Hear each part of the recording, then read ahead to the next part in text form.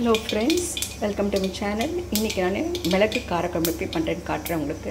இது வந்து நல்லெண்ணெய் போட்டுருக்கேன். அதுல கடுகு போட்டுருக்கேன். அதுக்கு அப்புறமா நம்ம கொஞ்சம் சீரகம் போட போறோம். சீரகம்.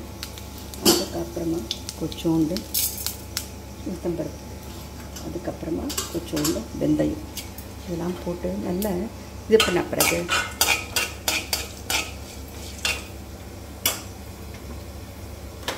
இந்த மாதிரி பொடியா நறுக்கி வச்சிருக்க வெங்காயத்தை நான் போட போறேன்.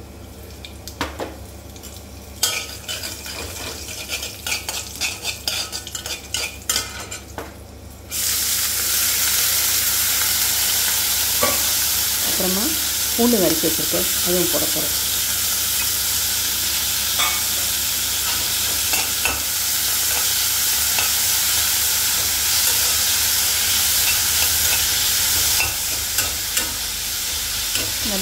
நல்ல ப்ரௌனாக ஆகுங்க.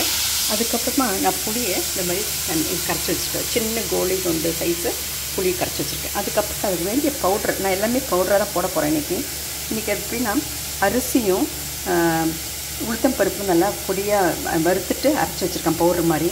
இதுக்கப்புறம் வந்து சீரகப்பொடி, இதுக்கப்புறம் பெருங்காயப்பொடி, சிவப்பு மிளகாய் பொடி, இது தனியா பொடி, மஞ்சத்தூள், இது வந்து வெந்தயமும் கடுகும் லைட்டாக வறுத்து அதுவும் ஒரு சின்ன லைட்டாக பொடி பண்ணியிருக்கேன். இது கருவேப்பிலை பொடி, இது மிளகு பொடி. மிளகு கொஞ்சம் கூட போடலாம் வேணும்னா. ஸோ இதுதான் எத்தனை பொடி இருக்குதுன்னு பாருங்கள்.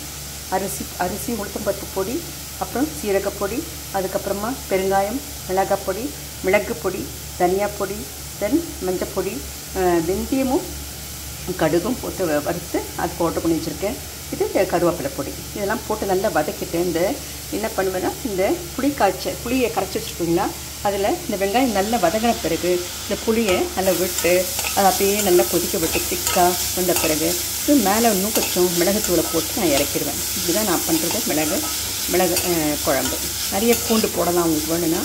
இது ரொம்ப நல்லது உடம்புக்கு. சளிகளே பிடிச்சிருக்கு, உடம்பு வலி இருக்குன்னா அந்த காலத்தில் மிளகு குழம்பு தான் வச்சு கொடுப்பாங்க. மிளகும் பூண்டு. அப்புறம் இந்த டெலிவரி ஆனால் கூட மிளகாத்தூள் போடாமல் மிளகு போட்டு பூண்டு போட்டு லைட்டாக இந்த மாதிரி தான் பண்ணி கொடுப்பாங்க. கீரை எல்லாமே அந்த காலத்து ஸ்டைலு அப்படி தான். இப்போ அதெல்லாம் மாறிப்போச்சு. இப்போ எல்லாம் சாப்பிட்றாங்க. எந்த நேரத்துக்கு போனால் எதுனா சாப்பிட்றாங்க. அந்த காலத்து சாப்பாடு தான் இந்த காலத்துக்குள்ளேயும் பெரியவங்க நல்லா இருக்காங்க. நம்மளுக்கெல்லாம் இப்போவே கையை காலெல்லாம் வலிக்குது, எல்லா ப்ராப்ளமும் இருக்குது. இது நல்லா வதங்கணுங்க, அதுதான் ரொம்ப முக்கியம்.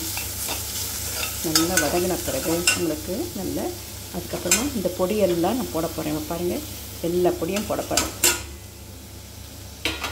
இது நல்லா போட்டுட்டு நல்லா வதக்கிடுங்க. நல்லா வதக்கிடணும்.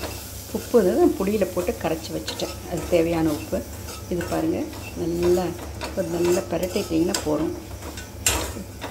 ஏன்னா ரொம்ப நேரம் வச்சாலும் கலர்லாம் மாறிடும் இந்த பொடியெல்லாம். அதுக்கப்புறமா இந்த புளியை இந்த கரைச்சி வச்சுருக்கோம் இல்லையா, அதை வந்து இந்த பாருங்கள், புளி கரைச்சி வச்சுருக்கேன் இல்லைங்களா, அது நல்லா போட்டு உப்பு போடுறோம். அதுக்கப்புறமா இதை வந்து நம்ம நல்லா இது பண்ணிவிட்டு அதுக்கப்புறமா அதை நல்லா மூடி வச்சுருங்க. இந்த மாதிரி டைட்டாக மூடி வச்சுட்டு ஒரு சின்ன தீயில் வச்சுக்கோங்க. சின்ன தீயில் வச்சா கொஞ்சம் நல்ல நேரம் கொதிக்கும். நல்லா கொதித்த பிறகு ரொம்ப திக்காக வரும். காட்டுறேன் உங்களுக்கு. தேங்க்யூ.